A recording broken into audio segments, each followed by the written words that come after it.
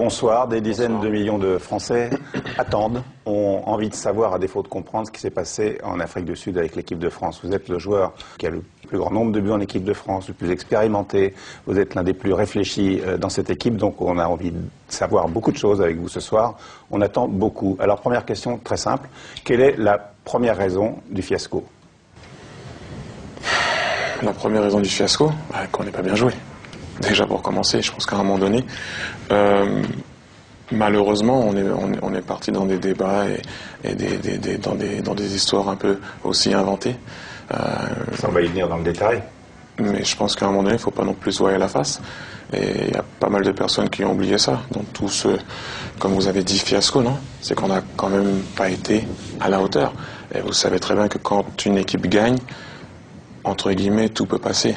Et c'est vrai que quand il y a des revers, le doute s'installe, les inventions arrivent et voilà, on connaît la suite. Alors qui dirigeait l'équipe de France?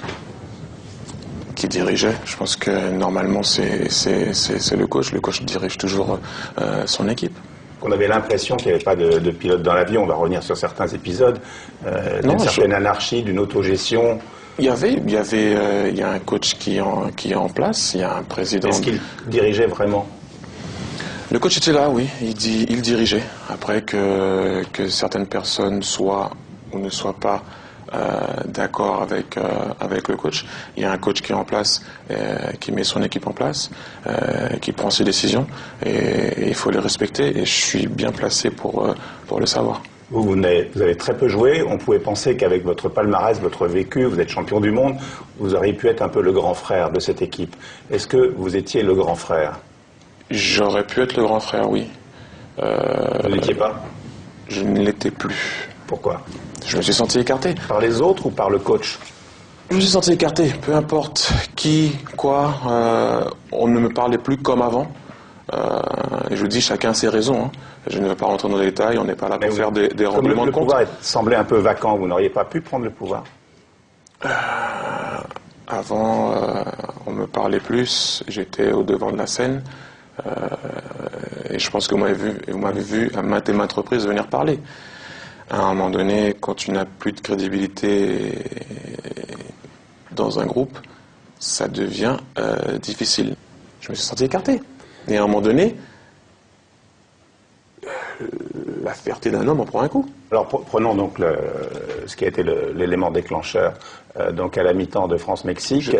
Je ne sais pas si ça a été l'élément déclencheur. Pour en arriver là, c'est qu'il y avait quelque chose avant. Il y avait quelque chose avant. Il y avait peut-être un malaise, sûrement un malaise.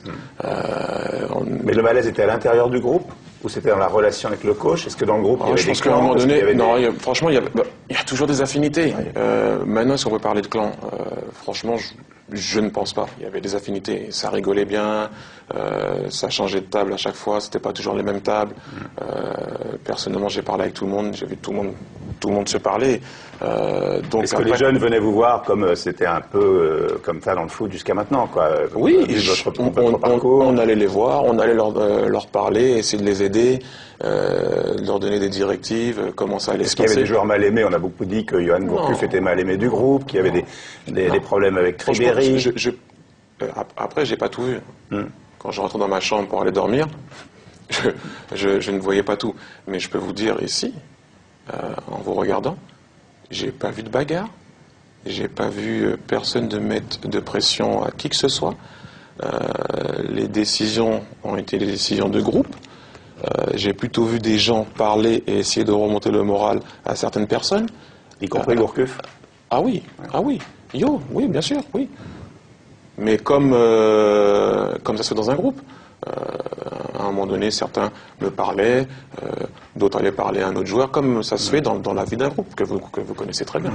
Alors donc prenons la mi-temps de France-Mexique, donc qui a été où Nicolas Anelka est sorti par Raymond Domenech, avec cette fameuse réplique de Nicolas Anelka qui a fait la une de l'équipe. Et où étiez-vous à ce moment-là? Qu'avez-vous entendu? Que s'est-il passé réellement? J'étais dans les vestiaires. Oui, bien sûr. Non, il y en a qui, mais loin. Il y en a qui n'étaient pas dans les vestiaires. Oui, j'étais un vestiaire. On ne peut pas dire non plus dans un vestiaire, tu es loin. Mais ce qui me frappe avant tout, c'est cette une quand même. Je pense qu'il faut quand même en parler. Après, je n'ai pas toutes les données du pourquoi, du comment cette une est sortie. Et aussi, ce que je sais, c'est que ce ne sont pas les mots de Nico.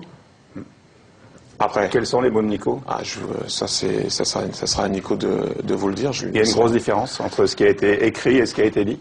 Ça, c'est à lui de le dire. Tout ce que je peux vous dire, franchement, c'est que c'est pas... Est-ce que c'était une altercation ou est-ce que c'était quelque chose de marrant?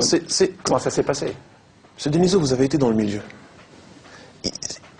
Malheureusement, ça se passe dans un vestiaire.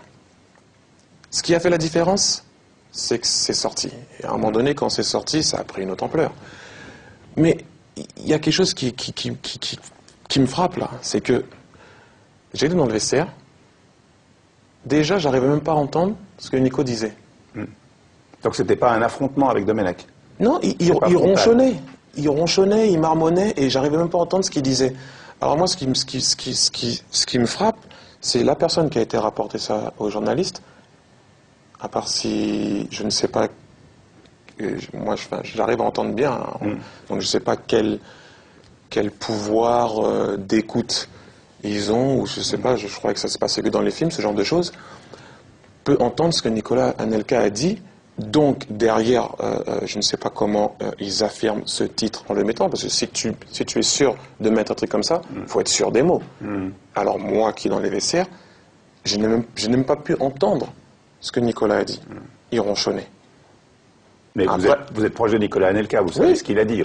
Je sais ce qu'il a dit, mais ça c'est... Je ne suis pas Nicolas Anelka. Je laisserai Nico dire ce qu'il a à dire. Vous avez appris l'exclusion de Nicolas Anelka de l'équipe de France, comment?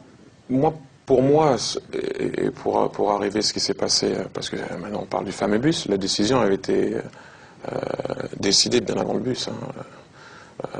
Le groupe avait décidé bien avant ce que vous avez pu voir dans le bus. Prenons d'abord l'exclusion d'Anelka. Vous le découvrez. Écoutez, on sait... Est-ce que les joueurs ont été informés?